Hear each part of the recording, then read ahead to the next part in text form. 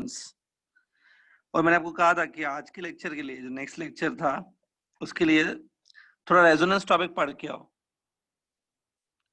ठीक है? याद होगा, आई एम श्योर। थोड़ा मैंने कहा था रेजोनेंस टॉपिक पढ़ के आओ, ठीक है? तो मैं कुछ क्वेश्चंस पूछता हूँ रेजोनेंस के ऊपर, try to answer.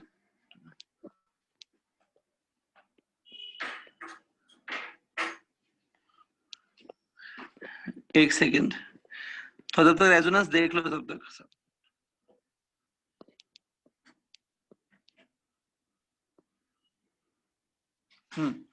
Krishna Dubey, Krishna Dubey, mike on करो। कृष्णा दुबे। Hello sir. हाँ कृष्णा, रेजोनेंट फ्रीक्वेंसी की फॉर्मूला क्या बता सकते हो? What is the formula for resonant frequency?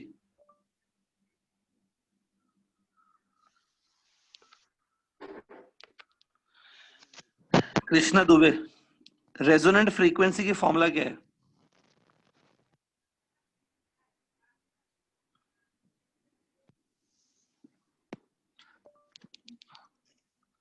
Krishna आपका माइक ऑन है तो वो जल्दी से आंसर दो। What is the formula for resonant frequency? Formula क्या है रेजोनेंट फ्रीक्वेंसी की? कृष्णा,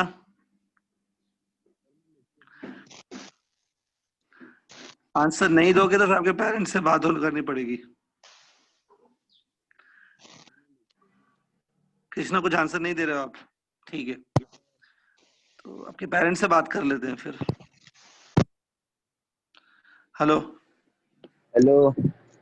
कृष्णा दुबे, फॉर्मूला बताओ जल्दी से रेजोनेंट फ्रीक्वेंसी हेलो के लिए, सर। और कुछ नहीं चाहिए, जल्दी बोलो। हेलो। हाँ बोलो। हाँ सर, बोल रहा था मैं लेक्चर्स में नहीं था पहले। अच्छा, तो आज क्यों आए? हाँ आज भी तो टाइम पास कर लेते ना, समझ में थोड़ी आएगा नहीं। वैसे भी। चलो गो ऑफ। नहीं। हाँ जाओ जाओ जाओ, समझ गया मैं, निकलो, ऑफ करो।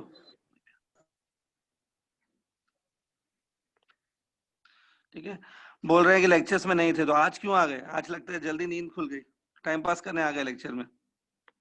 ठीक है, दूसरे बच्चे को पकड़ते हैं।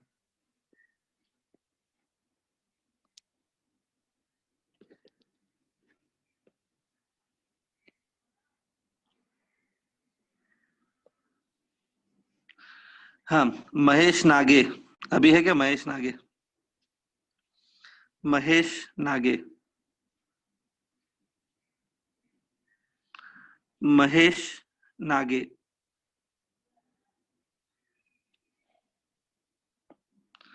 महेश नागे, माइक ऑन कर।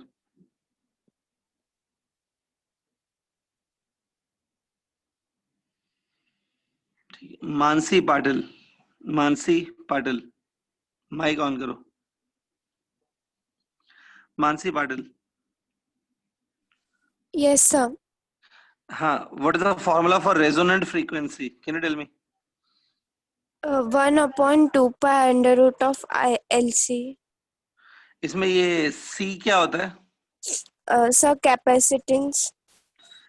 और एल को बोलते हैं इंडक्टेंस बेसिकली, ठीक है। और दूसरा एक बात बताओ, during series resonance, series resonance में हमने एक कंडीशन देखा था कि during series resonance XL become equal to XC, ठीक है? During series resonance there was condition that XL become equal to XC, ठीक है? Yes, तो उस sir. टाइम पे इम्पीडेंस बिकम मैक्सिमम कि minimum impedance? Maximum. And if impedance become maximum, what happens to the current? During series resonance I am talking. During series resonance मैंने बताया XL equal to XC हो जाता है, and Yes, sir. impedance become maximum as you said. Impedance become maximum. So what happens to current in the circuit? So current become maximum and impedance is minimum. Impedance you said minimum. How much is the minimum impedance? कितना होता है वो minimum? Equal to resistance. ठीक है, चलेगा। Close your mic. Okay student, आगे बढ़ते हैं। कुछ ज्यादा मतलब मानसी ने तो करेक्ट बताया, बाकी लोग तो ऐसे ही बैठे हैं। कुछ स्टूडेंट ने आंसर देंगे मुझे मालूम है, but leave it, we going ahead now. Last time I think आपको याद होगा पैरेलल रेजोनेंस भी डिस्कस हुआ था. पैरेलल रेजोनेंस में क्या था? During parallel resonance also XL become equal to XC. XL और एक्ससी इक्वल होता है, लेकिन हमने कैलकुलेट किया during parallel resonance current become zero. जब एक्सएल इक्वल एक्ससी हो जाता है, करंट जीरो हो गया था. Current becomes zero, that means impedance becomes zero. I'm talking in parallel resonance. Impedance becomes zero, current become zero, impedance become maximum during parallel resonance. सब लिखा है आपने, राइट? एक चीज याद रखना, पैरेलल रेजोनेंस में जो चीजें होती है ना, वो सीरीज की उल्टी होती है. सीरीज में जो आपने याद किया है, पैरेलल में उल्टा होता है. ठीक है, आज आगे बढ़ते हैं student. Today I am going for the last topic of this chapter. AC circuit का एक लास्ट टॉपिक बाकी है, जिसको बोलते हैं एलसी ऑसिलेशंस.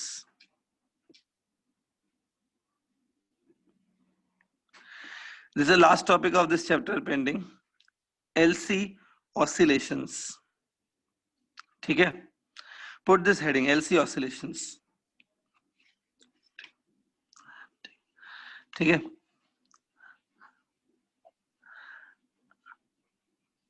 अभी ये एलसी ऑसिलेशंस क्या होता है, ध्यान से देखो. इसमें सी मतलब कैपेसिटेंस, ये देखो एक कैपेसिटर है. एल मतलब inductor, basically like this, solenoid जैसा कुछ. दोनों ऐसे कनेक्टेड रहते हैं, देखो दोनों पैरेलल में. इसको बोलते हैं एलसी ऑसिलेशंस. कैपेसिटर और ये इंडक्टर है. Every inductor has fixed value of L which depends on geometry of this coil. तो एल लिखा है. इस ये सर्किट दिख रहा है, ठीक है. अभी सर्किट में होता क्या है, देखो आपको ये मालूम है कि जो करंट है, आपको ये मालूम है कैपेसिटर के ऊपर चार्ज स्टोर होता है. Charge is stored on this capacitor. Capacitor में एनर्जी भी स्टोर होती है. Energy is also stored in this capacitor. तो एलसी ऑसिलेशन क्या होता है?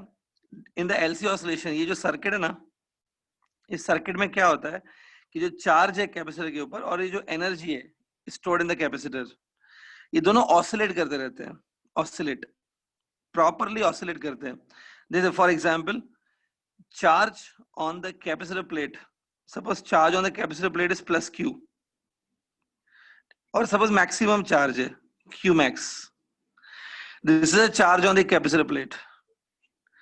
तो क्यू मैक्स से वो जीरो हो जाता है, जीरो से वो माइनस क्यू मैक्स हो जाता है, मतलब नेगेटिव चार्ज डिपॉजिट हो जाता है उस प्लेट पे. फिर माइनस क्यू मैक्स से फिर से जीरो, फिर जीरो से फिर से प्लस क्यू मैक्स. ऐसे होता रहता है चार्ज. अगर मैं बोलूं चार्ज जो है ना, वो प्लस क्यू मैक्स से माइनस क्यू मैक्स तक कंटिन्यूअसली चेंज हो रहा है, ऐसे, ये देखो. तो क्या बोलोगे कि ये चार्ज क्या कर रहा है? एनीबॉडी? ऑसिलेट हो रहा है. क्या कर रहा है? ऑसिलेट कर रहे हैं sir. Is it oscillating between two extreme values ना? तो चार्ज ऐसे ऑसिलेट करता है. हम लोग ये प्रूफ करेंगे, we will see in detail that ये कैसे होता है. बट मैं थोड़ा अभी पहले ओवरऑल आइडिया दे देता हूँ. चार्ज ऑसिलेट कर रहा है, एनर्जी दिख रही है, एनर्जी भी स्टोर होती है कैपेसिटर के अंदर. तो कैपेसिटर में जो एनर्जी स्टोर होती है ना, वो भी ऑसिलेट हो रही है. ठीक है, तो क्योंकि इसमें चार्ज, एनर्जी, ये सब चीजें ऑसिलेट होती रहती है, इसलिए इस सर्किट का नाम है एलसी ऑसिलेटर. LC oscillator. और इस टॉपिक को बोलते हैं LC oscillations.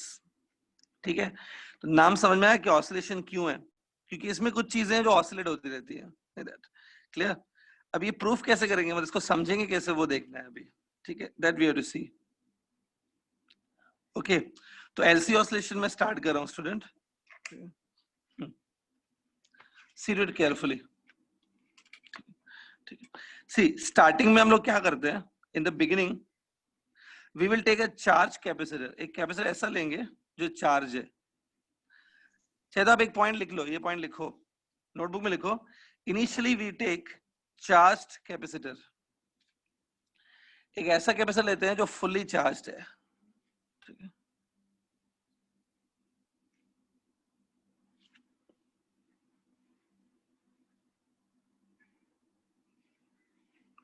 initially we take, लिख लो, initially we take the charged capacitor.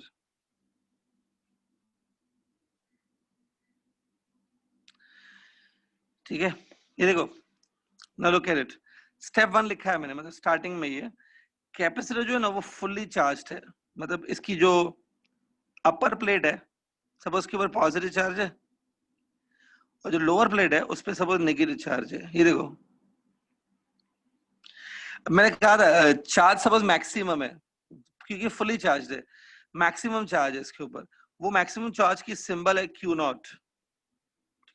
Q not is a symbol for peak value of charge, Q not.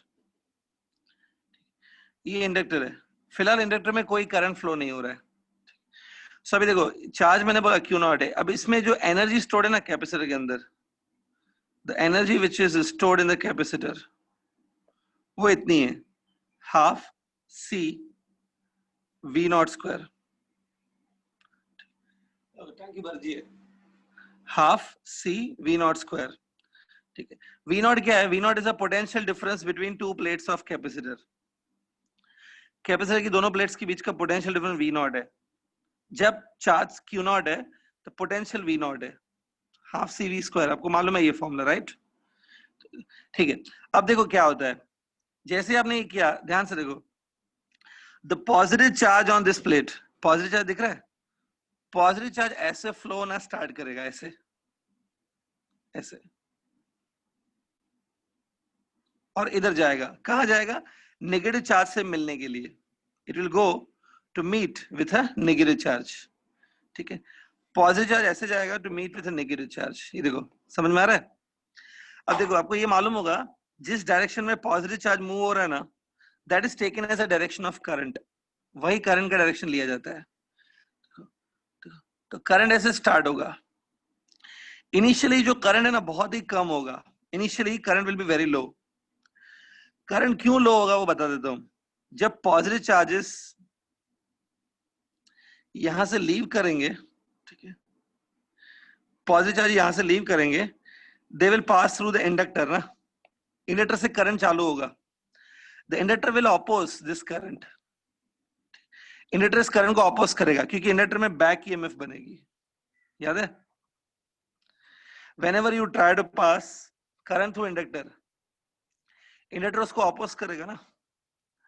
तो इंडक्टर की ऑपोजिशन की वजह से स्टार्टिंग में करंट कम फ्लो होता है, current will be low initially. As the time passes, जैसे जैसे टाइम पास होगा करंट आहिस्ता आहिस्ता बढ़ेगा, current will slowly slowly increase. ठीक है, देखो एक इमेजिन करो, अगर इंडक्टर नहीं होता, let's say inductor is not there, तो आपको मालूम है जैसे आप कनेक्ट करते हो करंट इंस्टेंटली बढ़ता है, 0 से I तक बढ़ जाता। लेकिन इंडक्टर की वजह से there will be a delay, current slowly slowly बढ़ेगा, and there will take time to grow the current. ठीक है, करंट आहिस्ता आहिस्ता बढ़ता है, slowly slowly it will increase. ठीक है, तो एक बात बताओ स्टूडेंट, करंट जब इंडक्टर से पास होगा, no doubt inductor will oppose that current. ठीक है, लेकिन आपको ये मालूम है जब इंडक्टर से करंट पास होगा, इंडक्टर अपने आसपास मैग्नेटिक फील्ड बनाएगा क्या? यस और नो? इंडक्टर अपने आसपास मैग्नेटिक फील्ड बनाएगा क्या? Yes. Yes, it will make magnetic field around itself, right? अपने आसपास मैग्नेटिक फील्ड बनाएगा। तो स्टेप 2 वही है। देखो स्टेप 2 क्या है कि करंट इसमें से स्टार्ट होगा और ये अपने आसपास क्या बनाने लगेगा? Magnetic field. ऐसे चलता रहेगा प्रोसेस, मतलब करंट आहिस्ते आहिस्ते बढ़ते रहेगा, बढ़ते रहेगा। Anybody tell me? करंट बढ़ रहा है, no doubt. Charge on the capacitor कम होने लगेगा ना, क्योंकि चार्ज निकल रहा है कैपेसिटर से। कुछ देर के बाद पता है क्या होता है? After some time you will reach to the condition जब कैपेसिटर के ऊपर 0 चार्ज हो जाएगा। ये देखो, charge on the capacitor become 0। ठीक है, अब होता क्या है, जिस मूवमेंट पे charge on the capacitor become 0, जिस मूवमेंट पे charge on the capacitor become 0, उस मूवमेंट पे, एग्जैक्टली उस मूवमेंट पे ये जो करंट है ना, करंट में मैक्सिमम पे पहुंचता है। अब आप कुछ स्टूडेंट कंफ्यूज होंगे कि बोलेंगे सर यहाँ पे चार्जेस 0 हो चुके हैं तो करंट कैसे फ्लो होगा? ऐसा नहीं, ये एक मूवमेंट की बात है। देखो कैपेसिटर खाली होते जा रहा है, चार्जेस निकलते जा रहे हैं और करंट ग्रेजुअली बढ़ रहा है। जिस मूवमेंट पे चार्जेस इस कैपेसिटर पे 0 हो गए, अब उसके बाद तो और चार्जेस आएंगे नहीं। उसके बाद करंट कम होना शुरू करेगा, लेकिन उस मोमेंट पे जब जीरो हो गए चार्जेस ऑन द कैपेसिटर, उस मोमेंट की बात करूं तब करंट अपने मैक्सिमम पे पहुंच जाएगा। ठीक है, ठीक है। करंट मैक्सिमम तब पहुंचेगा जब चार्जेस जिस मोमेंट पे जीरो हो जाएंगे ऑन द कैपेसिटर, उस मोमेंट पे करंट मैक्सिमम होगा। ठीक है, अब आपने मुझे ये बताया कि जब करंट यहां से फ्लो होता है, यहाँ मैग्नेटिक फील्ड बनती है, राइट? ठीक है, तो ये जो मैग्नेटिक फील्ड बनी है ना, हम लोग ऐसे मानते हैं कि मैग्नेटिक फील्ड में भी एनर्जी स्टोर्ड रहती है। There is energy stored in the form of magnetic field. ये फॉर्मूला मैंने बनवाई थी आपसे पहले। The energy stored in the inductor whenever magnetic field is created, energy stored is half Li square। याद है कुछ ऐसा? ये फॉर्मूला बनाई थी क्या? हाँ सर। जैसे वो है ना half CV square, in the case of capacitor half CV square, in case of inductor energy stored is half Li square. तो मैंने कहा यहाँ पे करंट मैक्सिमम हो जाता है। मैक्सिमम तो इस करंट को I नॉट लिखेंगे ना, I नॉट। सो हुआ क्या है कि जो पूरा एनर्जी कैपेसिटर के पास था ना, capacitor was having this energy, ये पूरा एनर्जी जीरो हो चुका है क्योंकि कैपेसिटर अभी एम्प्टी हो चुका है। वो पूरा एनर्जी इंडक्टर में ट्रांसफर हो गया है। Now inductor is having the energy of half Li naught square. आगे चल के हम लोग मैथमेटिकली प्रूफ करेंगे, लेकिन लॉजिकली भी हम लोग ये लिख सकते हैं कि ये दोनों एनर्जीज इक्वल होंगी। If I assume that there is no loss of energy, तो जो एनर्जी कैपेसिटर में स्टोर था वही एनर्जी कहाँ चला गया? इंडक्टर में चला गया ना। तो half CV naught square can be taken equal to half Li naught square. इसमें एक पॉइंट याद रखो जो मैंने बताया, जब चार्ज यहाँ पे जीरो हो जाता है तब करंट क्या हो जाता है? मैक्सिमम। अब एक बात बताओ स्टूडेंट, आगे बढ़ते हैं। बात समझ में आ गई नहीं यहां तक? चलो आगे बढ़ते हैं। एनीबॉडी अभी क्या लगता है, ये कैपेसिटर पे तो चार्ज जीरो हो गया है, there is no supply of charge from the capacitor. तो आहिस्ता आहिस्ता ये करंट को क्या होना चाहिए? Do you feel current should start decreasing now? Yes, current must starts decreasing now. लेकिन प्रॉब्लम क्या है कि इंडक्टर जो है ना, इंडक्टर इसको इतना इजीली डिक्रीज भी नहीं होने देगा। According to Lenz's law, inductor will oppose any change in the current. तभी करंट है ना कम होने की कोशिश करेगा, इंडक्टर उसको कम भी नहीं होने देगा। आप बोलेंगे कि कैसे कम नहीं होने देगा?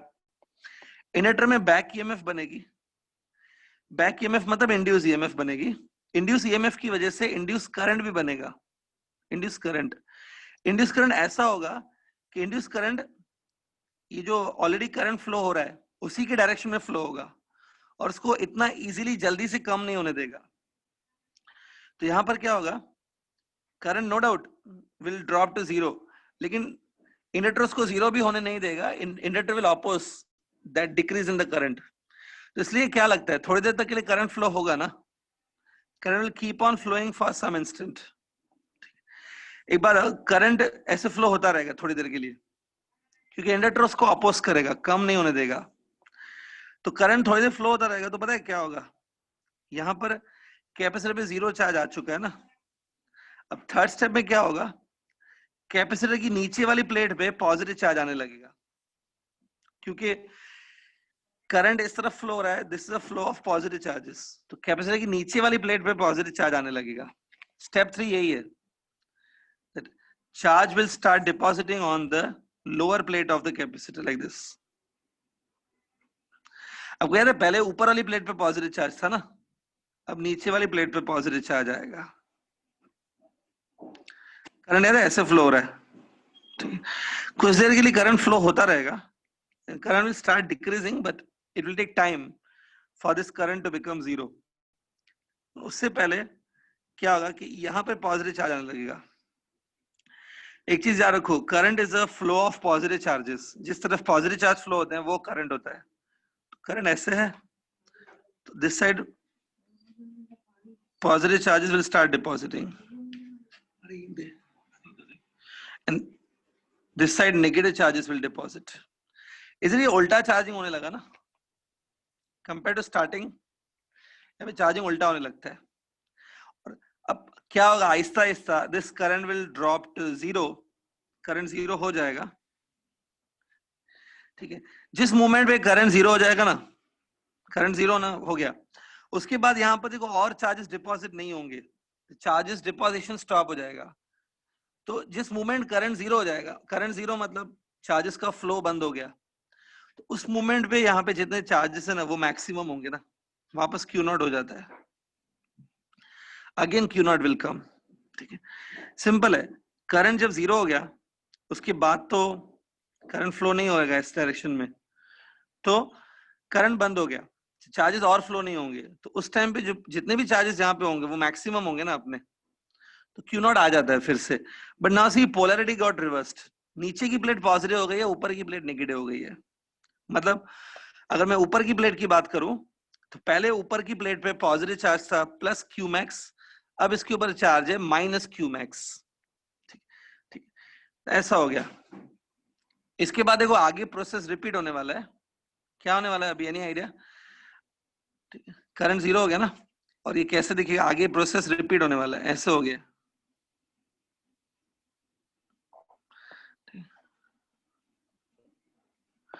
ये ऐसा हो गया, पोलैरिटी रिवर्स। अब क्या लगता है आपको क्या होना चाहिए, एनी आइडिया? अभी इसके बाद क्या होगा, रिपीट होगा मतलब कैसे होगा, एनी आइडिया? फिर रिवर्स से करंट करंट स्टार्ट होगा but in this direction now. ये देखो पॉजिटिव चार्ज है ना यहाँ पे, पॉजिटिव चार्ज अभी ऐसा फ्लो होगा to meet with negative charge. Current का देखो डायरेक्शन उल्टा हो गया, करंट का डायरेक्शन उल्टा हो गया, current will start flowing this way, और फिर से वही सेम प्रोसीजर रिपीट होगा। क्या होगा बता देता हूं। अब करंट ऐसा फ्लो होगा, positive charge will go towards negative charges, charges will start decreasing, but gradually with time current starts increasing in the inductor. Anybody बताओ, जब charges कैपेसिटर पे जीरो हो जाएंगे तब करंट के साथ क्या होगा? तब करंट मैक्सिमम मैक्सिमम हो जाएगा। Current will B maximum. Current maximum मतलब एनर्जी किस में स्टोर होगी, इंडक्टर में कैपेसिटर में? जब करंट मैक्सिमम हो गया इंडक्टर एनर्जी कहाँ होगी फिर दोनों में से? इंडक्टर में। Inductor. Energy in the inductor will be this one, half Li square. If I assume that there is no loss of energy, ideally loss of energy नहीं होना चाहिए, तो जो एनर्जी स्टोर्ड है इंडक्टर में it's equal to the energy which was in capacitor initially. ऐसे flow होता रहेगा। अभी तक हमने कुछ मैथमेटिकल स्टेप्स नहीं देखे हैं, लेकिन खाली थोड़ा फिजिकल आइडिया दे दिया मैंने कैसे होता है। तो यहाँ पर देखो जो एनर्जी है, कहने से energy is oscillating between capacitor and inductor ना। एनर्जी कभी कैपेसिटर के पास है, कभी इंडक्टर के पास है, फिर कभी कैपेसिटर के पास है, फिर कभी इंडक्टर के पास है। ठीक है, तो यहाँ पे एनर्जी ऐसे ऑसिलेट हो रही है। ठीक है, तो चार्ज जो कैपेसिटर के ऊपर है वो भी ऑसिलेट हो रहा है। ठीक है, दिस इज द वे। अब देखो एक्चुअली में ना इसका मैथमेटिकल ट्रीटमेंट भी है, मतलब मैथमेटिकली हम लोग प्रूफ कर सकते हैं कि it is oscillation. There is a mathematical proof also to show that this is indeed oscillation. लेकिन प्रॉब्लम क्या, आपके टेक्स्ट बुक ने नहीं लिखा है। आपका टेक्स्ट बुक काफी ग्रेट है, उसने लिखा ही नहीं कि ऑसिलेशन, मतलब मैथमेटिकल ट्रीटमेंट नहीं लिखी है। मैथमेटिकल ट्रीटमेंट से क्या होगा, मतलब मैथमेटिकली कुछ डिराइव करेंगे, उससे प्रूफ हो जाएगा कि ऑसिलेशन है। आपके टेक्स्ट बुक ने नहीं किया है। तो फिर भी जिन स्टूडेंट को नॉलेज के लिए आते हैं, मैं जल्दी से विद इन 2 मिनट्स छोटा सा प्रूफ दे देता हूं कि कैसे प्रूफ करेंगे कि ऑसिलेशन है। ठीक है, सी द प्रूफ क्विकली। एक इमेजिन करो, ये जो स्टार्टिंग में है, स्टार्टिंग में इधर पॉजिटिव चार्ज था, इधर माइनस चार्ज था। स्टार्टिंग में पॉजिटिव चार्ज जो था वो ऐसे फ्लो होना चालू हुआ था, अरे this was the direction of current. ठीक है, अब इमेजिन करो कि जो एक करंट है ना वो ग्रो हो रहा है। लेट करंट आहिस्ता आहिस्ता बढ़ रहा है, मतलब करंट अभी अभी चालू हुआ है और ये ग्रोइंग प्रोसेस में है, करंट आहिस्ता आहिस्ता बढ़ रहा है।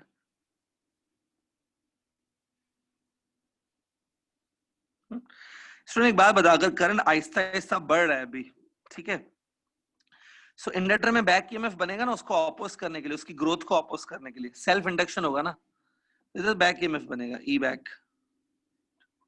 वो ऐसे बनेगा देखो कि ये टर्मिनल पॉजिटिव का काम करेगा and this terminal will be negative, ऐसा।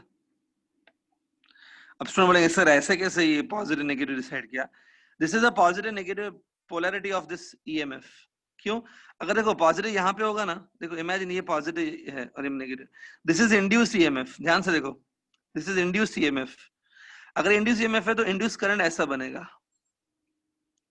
करंट हमेशा पॉजिटिव टर्मिनल से स्टार्ट होकर नेगेटिव टर्मिनल की तरफ जाता है ना, ऐसे, ये देखो ऐसे, ये इंड्यूस करंट होगा and the induce current will oppose your main current ना, इधर प्लस होना ही चाहिए और इधर माइनस होना चाहिए, ठीक है। जब करंट इंक्रीज होगा तो ऐसा होगा, ठीक है। अच्छा, ये कैपेसिटर जो है ना, सपोज कैपेसिटर के ऊपर जो चार्ज है वो क्यू है, at any instant of time charge is Q, और कैपेसिटर की जो दोनों प्लेट्स है ना उसके बीच में पोटेंशियल डिफरेंस वी है। अब आप बोलेंगे सर क्यू नॉट और वी नॉट क्यों नहीं लिख रहे हो? Q naught V naught initial है, अभी करंट स्टार्ट हो गया है, कुछ टाइम के बाद मैं लिख रहा हूँ, कुछ टाइम के बाद charge may not be maximum ना, चार्ज क्यू होगा, पोटेंशियल डिफरेंस वी होगा, ठीक है। हाँ, एनीबडी, आपको ये भी किरचॉफ लॉ आता है ना, Kirchhoff law by KVL. Kirchhoff law में आपको याद हो हम लोग खाली पोटेंशियल डिफरेंसेस लेते हैं, ठीक है। वोल्टेज लॉ है ना ये, करंट लॉ नहीं है, ठीक है। देखो मैं इस पॉइंट से स्टार्ट करता हूँ, I will start from this point, ध्यान से देखो, I start from this point, I will cover the loop and I will come back to same point. ये देखो अभी ध्यान से, ये देखो यहाँ पे जा रहा हूँ, देखो मैं नेगेटिव प्लेट से पॉजिटिव प्लेट पे जंप कर रहा हूँ, नेगेटिव प्लेट से पॉजिटिव प्लेट पे, मतलब लो पोटेंशियल से हाई पोटेंशियल पे। एनीबडी, वोल्टेज क्या लूं, प्लस लूं माइनस लूं? Plus V. Plus V. Okay, उसके बाद आगे बढ़ते हैं, देखो ऐसे ऐसे जा रहा हूं मैं ऐसे।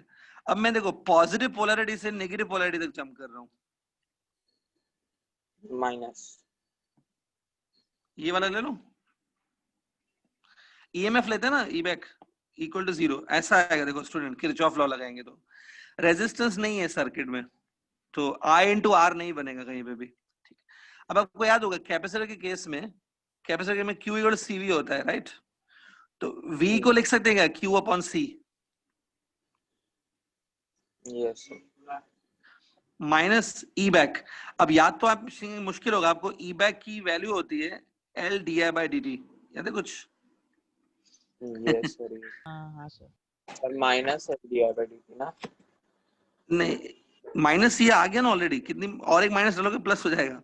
देखो माइनस तुमने ऑलरेडी डाल दिया है, खाली अभी मैग्नीट्यूड डालो ई बैक का, माइनस प्लस जो भी है हमने पहले डाल दिया है, अब सिर्फ मैग्नीट्यूड ऑफ ई बैक डालना है, which is L di by dt, ठीक है। बात समझ में आ रही है? अब देखो ये जो करंट है ना, करंट जो है, current is dq by dt लिखा जाता है करंट को, याद है? यहां पर माइनस भी आएगा। अब माइनस क्यों आ रहा है? देखो ये कैपेसिटर जो है ना उसके बाद चार्ज q है, ठीक है। सपोज dt टाइम में, विद इन टाइम dt, इसमें से थोड़ा सा चार्ज और निकल गया, dq चार्ज निकल गया इसमें से, तो अगर इसमें से dq चार्ज निकला, कैपेसिटर में से dq चार्ज निकला in the time dt, so मतलब charge dq is flowing in the time dt ना, तो dq by dt will give you current, charge upon time. लेकिन क्योंकि कैपेसिटर के ऊपर से चार्ज कम कम होते जा रहा है, charge is decreasing on the capacitor, इसलिए माइनस लेना चाहिए, minus and indicate that q is decreasing as time is increasing, ठीक है। देखो करंट वैसे होता है चार्ज अपॉन टाइम ही है, यहाँ पे मैथमेटिकली जब अभी लिख रहे हो ना वैल्यूज, इसमें डेरिवेटिव को माइनस या प्लस सोचना पड़ता है। Current is given by derivative of q with respect to t, minus डालना पड़ेगा, negative sign indicate that q is decreasing with time, तो मैथमेटिकली माइनस डालना चाहिए। ये करंट की वैल्यू है, ये करंट की वैल्यू मैं यहाँ पे डाल दूंगा इधर, इमेजिन करो ये करंट की वैल्यू मैंने यहाँ पे डाल दी, ठीक है। तो अब बोलेंगे सर उससे क्या होगा, देखो ऐसा होगा q by c minus L D I by D T था ना, आई की वैल्यू अब ये डालेंगे, ये देखो आई की वैल्यू डाल दी मैंने, आई की जगह ये डाला है, तो ये देखो minus minus will become plus, ये डबल डेरिवेटिव हो जाएगा, D square Q by D t square, मालूम है डबल डेरिवेटिव?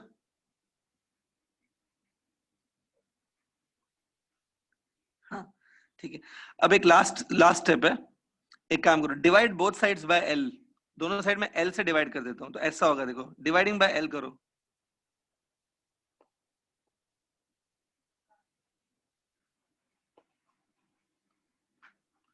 देखो इक्वेशन आ सकती है अगर डिवाइड बाय एल करोगे दोनों साइड। अब आप बोलेंगे सर ये क्या मिला हमको, बताता हूं, स्टूडेंट अगर आपको ऑसिलेशन चैप्टर याद है तो ही ये समझ में आएगा। ऑसिलेशन चैप्टर में याद करो, ऑसिलेशन चैप्टर में आपने एक चीज किया होगा शायद, डिफरेंशियल इक्वेशन ऑफ एसएचएम।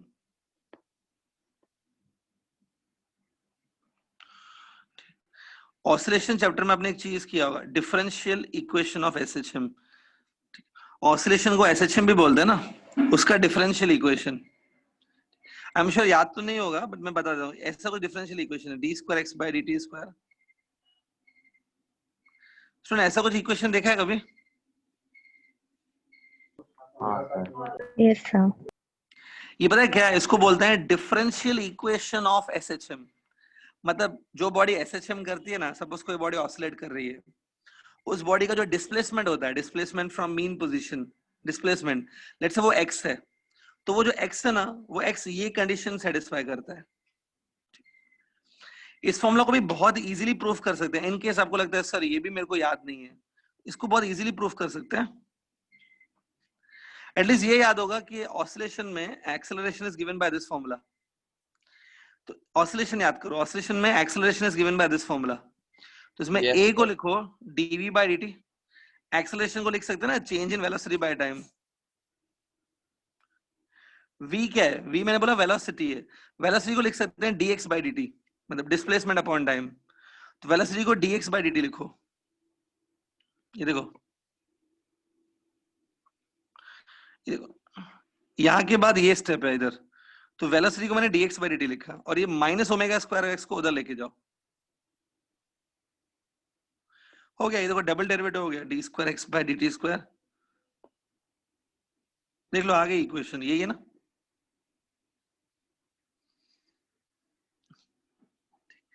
देखो अभी कॉन्सेप्ट क्लियर है ना, बस आप कोई भी फॉर्मूला 2-4 स्टेप में बना के निकाल दे दिखा सकते हो किसी को भी। कॉन्सेप्ट क्लियर होना चाहिए। ये देखो 4 स्टेप में आ भी गई। This is called differential equation of SHM. अब इन दोनों फॉर्मुलास को कंपेयर करो, कंपेरेबल है। देखो this is double derivative of x, this is double derivative of Q, ठीक है, मतलब एक्स का रोल क्यू प्ले कर रहा है। इधर देखो फिर एक्स है, इधर भी एक्स है, ओ सॉरी क्यू है, 0 0। इज इट कंपेरेबल ना? ठीक है, इसका मतलब क्या है, क्यू भी ऑसिलेट कर रहा है ना, चार्ज इज ऑसिलेटिंग। ये फॉर्मूला में कहते हैं जो एक्स है, x is a displacement, x changes from minus amplitude two plus amplitude ना, वैसे Q changes from minus peak two plus peak. तो ये प्रूव हो रहा है कि चार्ज इज ऑसिलेटिंग। समझा? क्लियर? सो दिस वे ठीक आपको करना है। मैं तो आगे भी कुछ करा सकता हूँ। एक बात, अगर पूरा कंपेयर करें तो ओमेगा स्क्वायर का जो रोल है वो कौन प्ले कर रहा है? 1 upon LC. तो ओमेगा स्क्वायर का जो रोल है वो 1 अपॉन एलसी प्ले कर रहा है, बराबर। मतलब 1 upon LC is a omega square. तो इससे हम लोग लिख सकते हैं omega is 1 upon root LC. Resonating frequency. ठीक है, मैं अभी आप काम करो ना, ऑसिलेशन ही मान लो। सोचो ये जो चार्ज है वो ऑसिलेट हो रहा है, वो ऑसिलेशन का आपने ओमेगा निकाला है ना। You have calculated the omega of its oscillation. Oscillation में भी ओमेगा को 2 पाई इनटू एफ लिख सकते हैं। इससे जब एफ निकालोगे ना, it will be the this is the frequency with which charge is oscillating. मैंने बोला ना चार्ज ऑसिलेट कर रहा है, charge oscillate with this frequency. कुछ देखी दिखाई लग रही है क्या फ्रीक्वेंसी है? Is it resonant frequency? Formula is it resonant frequency? Yes, sir. लेकिन पता है देखो यहाँ पे रेजोनेंस का मैंने कुछ भी नहीं लिया है। ये वो फ्रीक्वेंसी है जिससे आपका चार्ज ऑसिलेट कर रहा है हमारे टॉपिक में। In our topic charge oscillate कर रहा है, वो प्रूफ किया ना मैंने। तो चार्ज जिस फ्रीक्वेंसी से ऑसिलेट हो रहा है ये वो फ्रीक्वेंसी है। मतलब ये जो आपका सर्किट है ना, आपका सर्किट कौन सा है? एलसी ऑसिलेशन सर्किट है ना। ठीक है, ध्यान से सुनना। एलसी ऑसिलेशन वाला जो सर्किट है उसमें कैपेसिटर को एक बार चार्ज करके, कैपेसिटर को चार्ज करके इंडक्टर के साथ मैंने कनेक्ट करके छोड़ दिया। ठीक है, ये जो सर्किट है ना इसको मैंने छोड़ दिया चार्ज करके, तो ये इसमें चार्ज ऑसिलेट करता है। तो ये उस ऑसिलेशन की नेचुरल फ्रीक्वेंसी है। It's a natural frequency with which charge is oscillating. ठीक है, आपको याद होगा रेजोनेंस के टाइम पे बताया था मैंने कि ये नेचुरल फ्रीक्वेंसी है अपने सर्किट की। आज प्रूफ भी हो गया। देखो clear with LC oscillation? LC oscillation में बस एक चीज याद रखो, energy as well as charge keeps on moving between two places. Capacitor और इंडक्टर के बीच में घूमता रहता है चार्ज। Clear with this? ठीक है, तो देखो स्टूडेंट, इसके साथ है ना आपका ये चैप्टर भी फिनिश हो गया। कौन सा? AC circuits. AC circuit chapter is over with this. ठीक, बाकी बचते हैं इसके थोड़े बहुत न्यूमेरिकल्स। न्यूमेरिकल में पहले भी किए हैं, सम मोर विल डू। ठीक है, so I hope it's very clear. Clear है? जो मैथमेटिकल पार्ट मैंने करा है ना, वो सब डिफरेंशियल इक्वेशन वगैरह, वो सब आपके टेक्स्ट बुक ने नहीं दिया है। टेक्स्ट बुक ने सिर्फ थियरी देके छोड़ दिया है। ठीक है, तो एक्स्ट्रा जो टॉपिक किया वो ऐसे नॉलेज के लिए था। ठीक है, तो काम करते हैं स्टूडेंट, कुछ न्यूमेरिकल्स ट्राई कर लेते हैं अभी। Let's try 1 or 2 numerical at least on this. ठीक है, अब न्यूमेरिकल तभी होंगे जब आपको इस चैप्टर की सारी फॉर्मूलाज याद होनी चाहिए। फॉर्मूलाज आई होप याद है, राइट? फॉर्मूलाज याद है? ठीक, देखते हैं। चलो फर्स्ट न्यूमेरिकल लिखो, राइट डाउन फर्स्ट न्यूमेरिकल। इसमें लिखो alternating EMF of, write down alternating EMF of, मैं स्क्रीन पे लिख रहा हूं, E is equal to 20 sin 3140, 20 sin 3140, देखो स्क्रीन पे लिखा है, is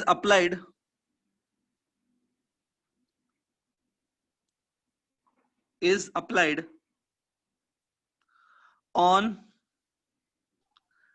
LR circuit, LR circuit, LR मतलब सिर्फ इंडक्टर और रेजिस्टेंस है, LR circuit, with L is equal to with L is equal to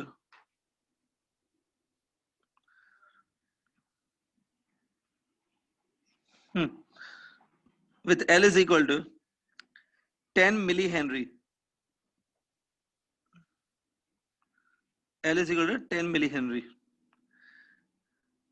and R is equal to, R मतलब resistance, R is equal to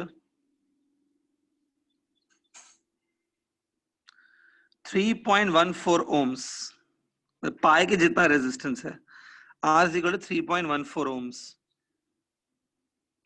Okay, full stop. Find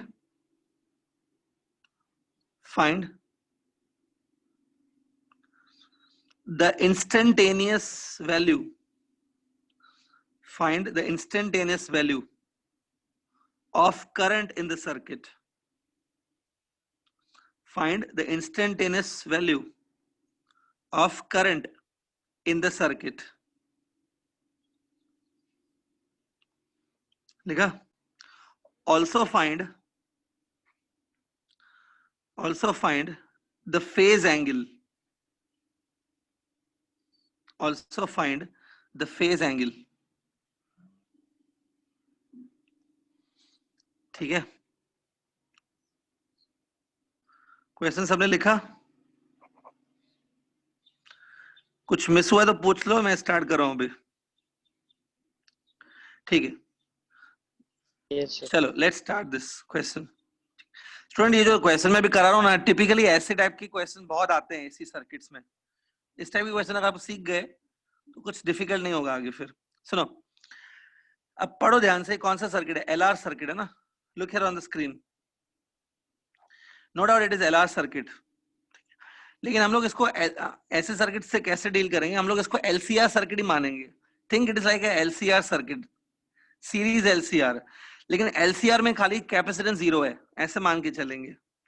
you can apply all the formulas of series LCR, लेकिन C खाली 0 है, capacitance is 0। Okay, ठीक है, तो सबसे पहले आप क्या करो, लिसन केयरफुली। सबसे पहले हम लोग इस सर्किट का ना इम्पीडेंस निकालने की कोशिश करेंगे। इम्पीडेंस ये वाला Z जरूरी रहता है। ठीक है, anybody from you tell me, यहाँ पर LR सर्किट है, Z की फॉर्मूला क्या यूज करनी चाहिए? Anybody tell me formula of Z? Under root R square plus Root of R square plus under X root of square. R square plus X. बोलो। XL square. Impedance, लेकिन उसके लिए फिर Excel होना चाहिए ना, ठीक है। तो एक काम कर, R की वैल्यू में डाल रहा हूँ, ये देखो एक्सेल की वैल्यू क्या डालनी होती है? XL is omega into L, yes, omega into L square. Omega आपको कितना है पता है? ओमेगा कितना है? Compare with this sine omega T से इसको कंपेयर करो, तो ओमेगा इज 314, ओमेगा 314 है।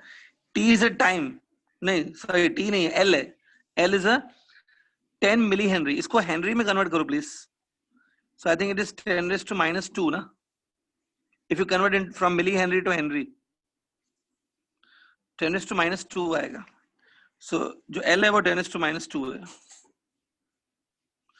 मैंने इंटेंशनली ऐसे नंबर्स दिए हैं, डेलिबरेटली ये नंबर ऐसे हैं कि आप कुछ ना कुछ प्रॉपर कैलकुलेशन हो जाएगा। एनीबडी ये कितना होगा? 3.14 ना?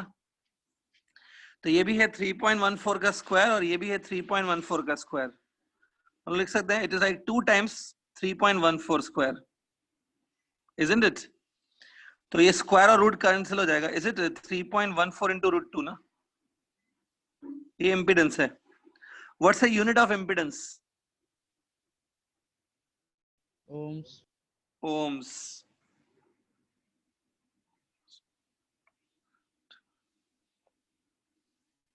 It's ohms, right? पहले यहां तक कर लो, first finish up to this.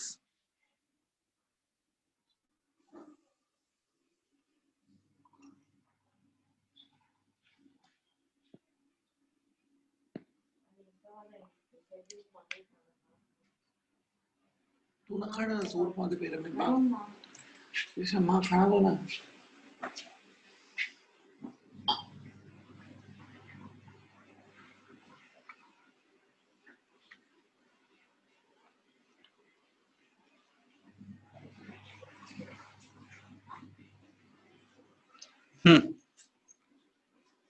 Done with this? मुझे थोड़ी नहीं है। So दोते आखिर जो सभी ना निकती रही खालो लो खणी में बोलो सभी ना निकती रही। इम्पीडेंस इज 3.14 √2 ohms, बराबर। इसके बाद अभी क्या करेंगे ध्यान से देखो। We want to find current, right? Mainly current निकालना है। Current is given by this formula E/Z। इसमें से इतना है, अगर आप यहाँ पे पीक ले लोगे तो फिर पीक ही आएगा, और आरएमएस लोगे तो फिर आरएमएस आएगा। It's like that. तो E0 कितना है? एनीबॉडी? 20. 20 और Z आपको मिला 3.14 into √2। Okay, we will not solve much, इसको थोड़ा सा ही सॉल्व करेंगे। ये E0 ऐसे मिला, थोड़ा सा इसको सॉल्व करते हैं। ऊपर जो है ना, I can write on 2 into 10, नीचे 3.14 इंटू √2। ठीक है, सो √2 का टेबल 2 पे लग जाएगा ना, इट विल बी √2 टाइम्स। ठीक है, तो न्यूमेटर में एक √2 आएगा। √2 का वैल्यू है 1.414, 1.414 इंटू 10 होगा, it will be 14.14 upon 3.14, ultimately ये आएगा। अब अप्रोक्सीमेटली सॉल्व करेंगे।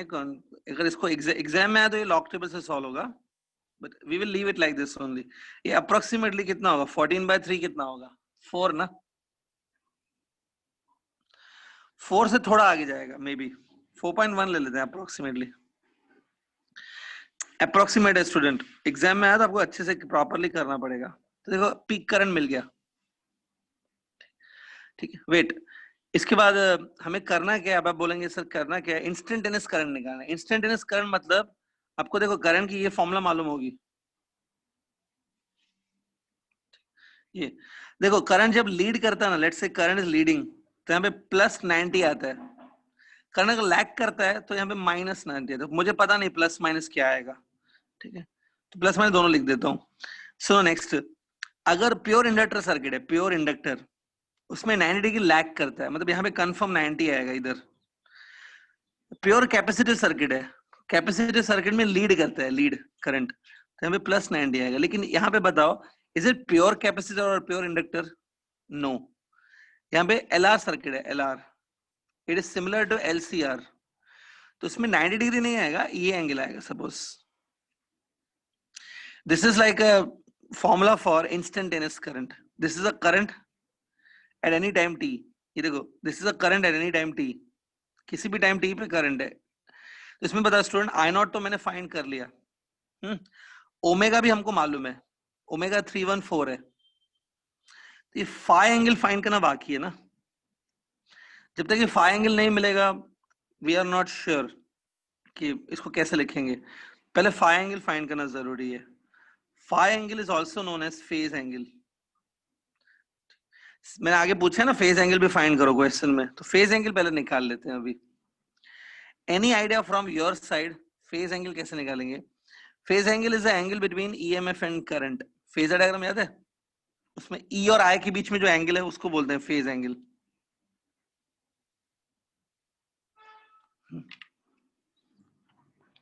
वो एलआर पावर फैक्टर की फॉर्मूला ना, cos phi equal to r by z, ये फॉर्मूला से करेंगे ना भाई, और क्या। उसमें r कितना है? r आई थिंक 3.14 था, याद है? z कितना आया था? z आया था 3.14 इंटू √2। यस करेक्ट है। cos phi ये लगा r by z, याद करो मैंने बताया था। r is 3.14, रेजिस्टेंस गिवन है 3.14, z आपने ये फाइंड किया 3.14 इंटू √2, तो ये देखो cos phi is coming 1 by √2, anybody phi will be, तो देखो ऑटोमेटिकली 90 डिग्री नहीं लीड कर रहा है आपको, देखो फाई एंगल 90 नहीं आ रहा है। 90 तब आता है जब ये प्योर इंडक्टर या प्योर कैपेसिटर होना चाहिए। प्योर इंडक्टर, प्योर कैपेसिटर, उसमें याद करो ऐसा था कि करंट लीड्स बाय 90 या करंट लैग्स बाय 90, ऐसा था। बट ये प्योर इंडक्टर नहीं है, इट्स अ एलआर सर्किट, इसमें फाई एंगल है 45। देखो फेज एंगल मैंने निकाल लिया। अब मैं करंट की लास्ट फॉर्मूला लिखता हूँ, I equal to I naught sine, ये फॉर्मूला होती है। आई नॉट मैंने अभी फाइंड किया, 4.1 एम्पियर आया था ना current, peak current 4.1 ampere almost. Omega 314, T नहीं डालना होता है, टी मतलब टाइम है वो, प्लस की माइनस वो भी सोचना होगा। एनीबडी, ये एलआर सर्किट है ना, एलआर मतलब इसमें इंडक्टर तो प्रेजेंट है ना, तो इंडक्टर की वजह से क्या होता है, इंडक्टर की वजह से this circuit will work like a inductor, ये थोड़ा थोड़ा इंडक्टर की तरह काम करेगा। एनीबडी, इंडक्टर वाले केस में क्या होता है, करंट लीड्स की current lags? Current lags. Current lag. Current lag करता है ना, अगर इंडक्टिव सर्किट ले ले, इंडक्टर वाले सर्किट में करंट लैग करता है, तो इसलिए माइनस साइन ठीक रहेगा कि करंट पीछे रहना चाहिए माइनस। लेकिन 90 डिग्री से लैग नहीं करेगा। 90 डिग्री कब लैग करता है? जब प्योर इंडक्टर हो। यहाँ पे प्योर नहीं है, एलआर है, 45 डिग्री आएगा ये देखो। So this is a expression for current flowing in the circuit. बात समझ में आई? अगर आपने इस चैप्टर की थियरी पे ध्यान दिया, इंडक्टर कैपेसिटर बहुत डिटेल में बताया था, थियरी पे ध्यान दिया तो ये समझ में आ जाएगा, आई एम श्योर। ठीक है, बाकी जिनके पास बहाने हैं, कुछ लोग बहाने होंगे, सर मैं 4 दिन नहीं था, मैं 2 दिन गुम था, मैं गांव गया था, मैं घर के बाहर था, इंटरनेट काम नहीं कर रहा था, ये बहाने होंगे तो बस आप बैठो आराम से, तो आपको कुछ भी समझ में भी नहीं आएगा वैसे भी। ठीक है,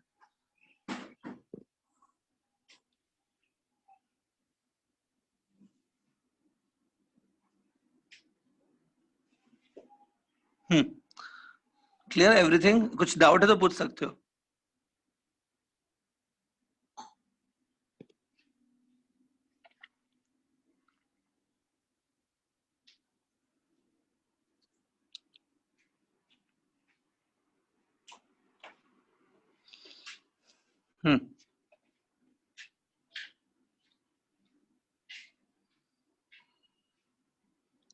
ओके, यस सर। ठीक है, चलो एक क्वेश्चन हम लोग आगे का करते हैं नेक्स्ट। मैंने पहले भी चैप्टर में कराए हैं बीच बीच में क्वेश्चंस, तो काफी वैरायटी कवर कर लिया। ठीक है, कंप्लीटेड। ठीक, चलो आगे बढ़ते हैं, नेक्स्ट एक क्वेश्चन करते हैं। Right on the next question.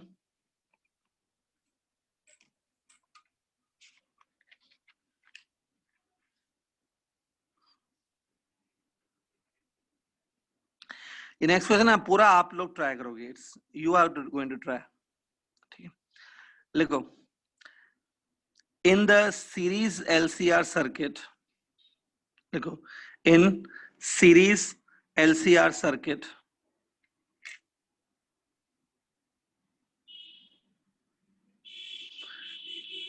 it is found that in the series LCR circuit, it is found that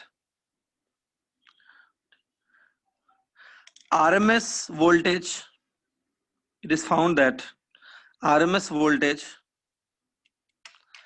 across inductor and capacitor,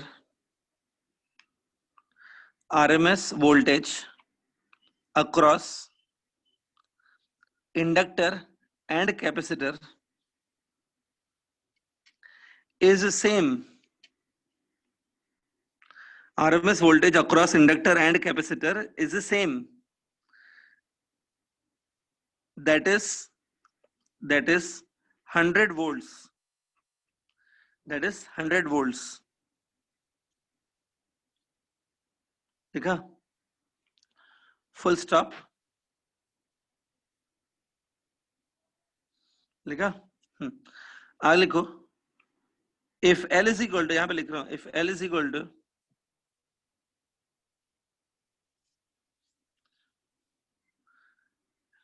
1 Henry and C is equal to 0.01 farad and R is equal to 50 ohms,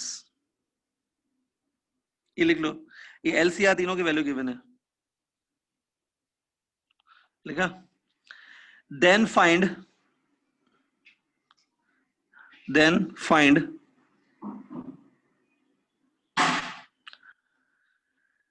the frequency of applied EMF. Then find the frequency of applied EMF. Frequency of applied EMF. Also find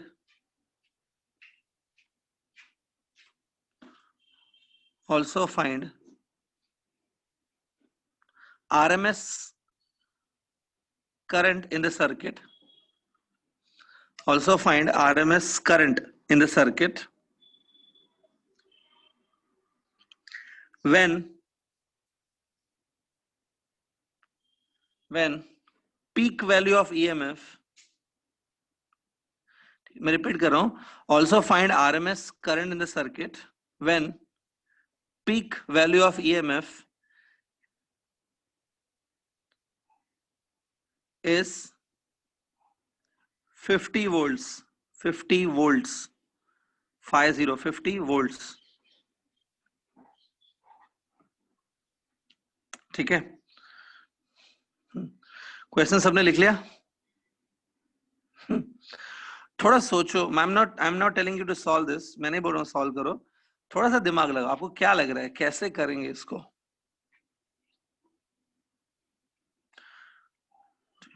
मतलब अगर मैं बोलूं इसको start क्या करना है, थोड़ा सोचो, स्टार्टिंग में क्या करेंगे आप लोग, थोड़ा सोचो, कौन सा केस है, it is which type of a case it is?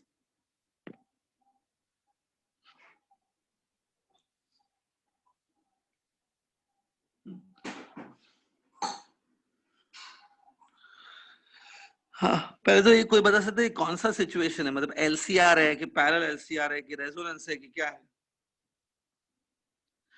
Akanksha Joji, you are saying that it is parallel LCR।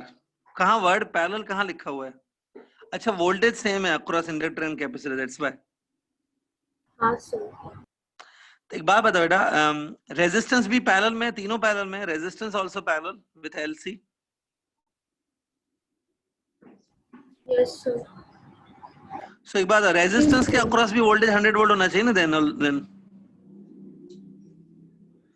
Voltage across resistance should also be 100, लेकिन वो फिर क्यों नहीं दिया है मैंने?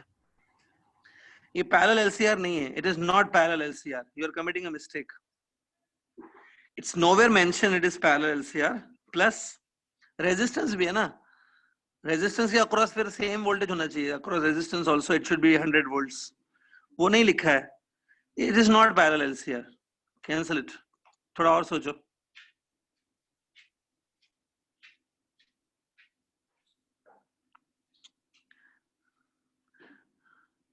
अच्छा, सिर्फ एक चीज सोचो स्टूडेंट, इसमें ये गिवन है क्या, देखो यहाँ पे voltage across inductor equal to voltage across capacitor ना,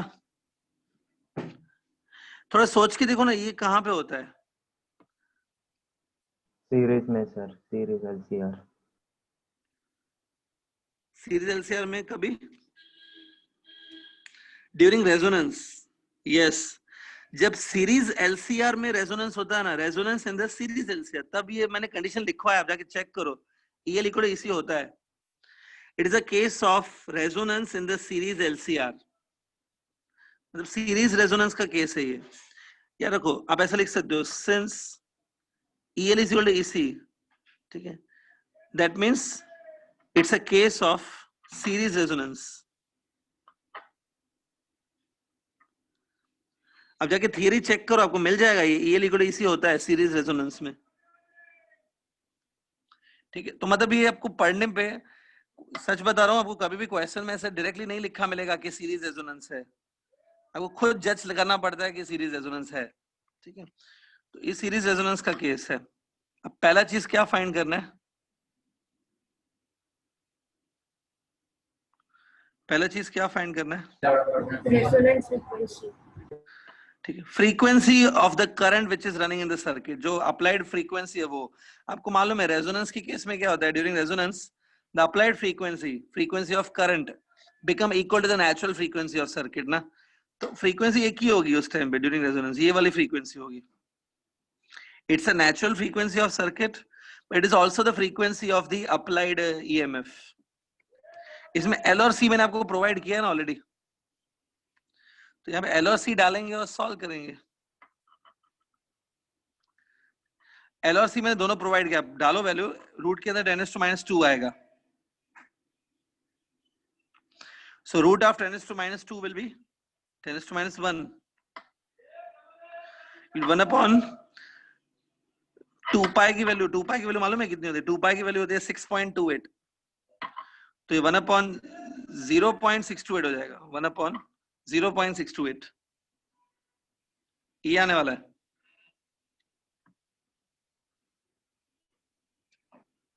बराबर, ठीक है। देखो यहाँ पे ये आ रहेगा 1/0.628। अब देखो अगर ये एमसीक्यू में आ गया, लेट्स से एमसीक्यू में ऐसा आ रहा है, तो 0.628 को आप अप्रोक्सीमेटली 0.625 लिख दो, अप्रोक्स लिख सकते हैं, ठीक है। अब देखो न्यूमरेटर और डिनोमिनेटर जो है ना, न्यूमरेटर एंड डिनोमिनेटर दोनों को 1000 से मल्टीप्लाई किया, अगर 1000 से मल्टीप्लाई किया तो 1000/625 हो जाएगा ये, इसके लिए रिटर्न सेम एज 1000/625। हाँ, अब इस पे टेबल लगाना बहुत इजी है, you can apply table of 25, right? 25 की टेबल आप आराम से लगा सकते हो। When you apply table of 25, ऊपर लगेगी 40 टाइम्स, नीचे लगेगी 25 times, it's like 8/5 which is same as 1.6, 1.6 आएगा, so 1.6 hertz आएगा, it is a resonant frequency, मतलब it's a frequency of the applied EMF during resonance, ठीक है, समझा बात ये? सबको इसमें समझना है कि रेजोनेंस का केस है। एनीबडी और क्या फाइंड करना है इसमें? RMS current, right? हाँ, आरएमएस करंट कैसे निकालोगे? It's given by E R M S upon Z होता है। लेकिन z किसके इक्वल होगा, क्योंकि रेजोनेंस का केस है, during resonance z equal to r, तो एक्चुअली में ERMS अपॉन z होना चाहिए, but z will be equal to r at that time, तो इधर r आएगा सिर्फ। r 50 ohms दिया है मैंने, और ERMS कितना लोगे, 50 रूट 2 कि 50 अपॉन रूट 2, बताओ ERMS कितना है, 50 इंटू रूट 2 कि 50 upon root 2? 50 upon root 2. 50 into upon root 2. क्योंकि 50 पीक वैल्यू गिवन है EMF की, peak value divide by root 2 करो तो RMS मिलती है, याद है? Yes, sir. 50 cancel, IRMS is 1 by root 2, 1 by root 2 is the value of IRMS। याद करो मैंने आपको 1 by root 2 की वैल्यू भी बताई थी एक बार, value of 1 by root 2 is 0.707, 0707, याद है? हाँ sir. हाँ, so last RMS करंट आपका आएगा 1 by root 2 ampere, which is same as 0.707 ampere. Clear everybody with this question? तो इस टाइप के क्वेश्चन आते हैं यूजुअली एसीज में, ठीक है। तो यहाँ पे एसी ऑलमोस्ट कंप्लीट हुआ। अब आप बोलेंगे सर एलसी ऑसिलेशन और पैरेलल पे क्वेश्चन नहीं करा है, उस पे कभी कभी एमसी को आएंगे एंट्रेंस में।